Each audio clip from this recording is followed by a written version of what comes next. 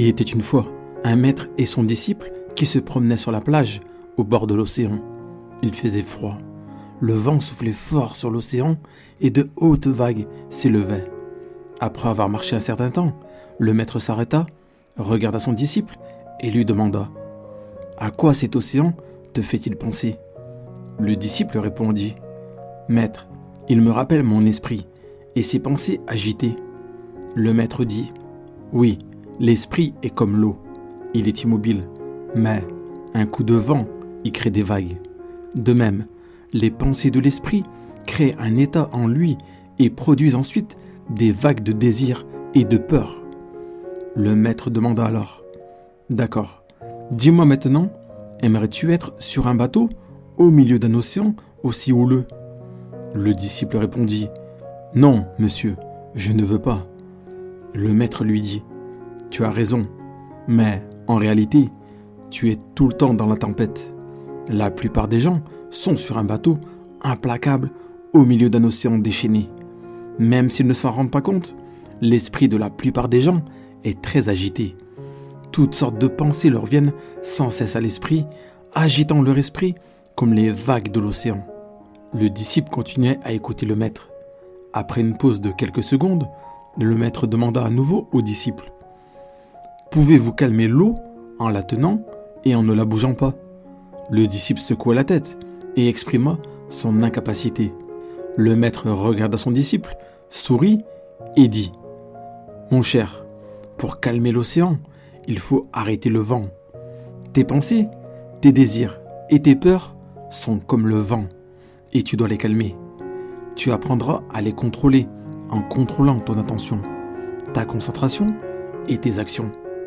Alors, la portion de ton esprit sera calme. » Le maître dit alors « Supposons qu'il soit possible à l'océan d'ignorer le vent. Que se passerait-il » Le disciple répondit « Maître, si cela se produit, les vagues cesseront. » Le maître dit « Tu vois, mon fils, en réalité, tu ne peux pas contrôler le vent dans la nature, mais tu peux calmer le vent dans ton esprit, qui rend l'océan de ton esprit agité. » Le disciple demanda « Maître, si je parviens à calmer le vent de mon esprit, serais-je capable d'apporter plus de paix et de calme dans le monde qui m'entoure ?» Le maître répondit « Mon fils, apprends à te concentrer sur ton esprit. Développe ta volonté, ton autodiscipline et apprends à méditer. Lorsque tu pourras contrôler ton esprit et le rendre paisible, tu auras davantage de contrôle sur ta vie. Cependant, ne te concentre pas sur le changement du monde extérieur, mais sur le changement et l'apaisement de ton monde intérieur. Une fois que tu auras réussi à contrôler ton monde intérieur, tu seras en mesure de contrôler le monde qui t'entoure. Si nous observons notre vie, nous constaterons qu'en fait, la nature de notre esprit n'est pas agitée, mais tout comme le vent crée des vagues dans l'océan, nos pensées créent de l'agitation dans notre esprit. Ensuite, cette agitation de l'esprit crée des vagues de nombreux types de désirs, de peur, d'avidité et de jalousie dans notre esprit.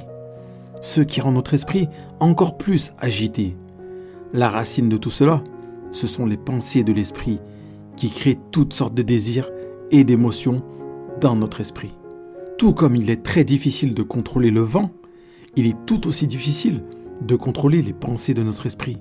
Les experts affirment que l'esprit humain a plus de 60 000 pensées par jour. Ces pensées se répartissent en 3 catégories: les pensées positives, les pensées négatives et les pensées de rebut.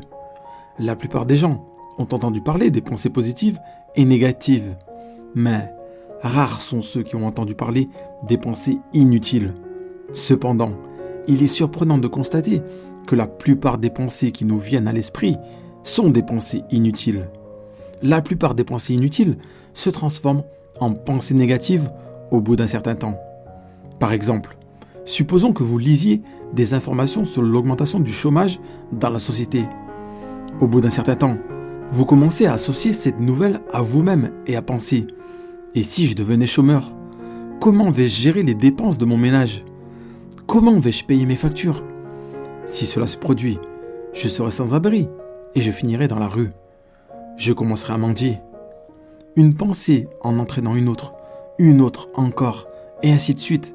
Cette façon de penser a rendu votre esprit agité, votre tension artérielle augmentée et vous avez ressenti le besoin d'aller chez le médecin.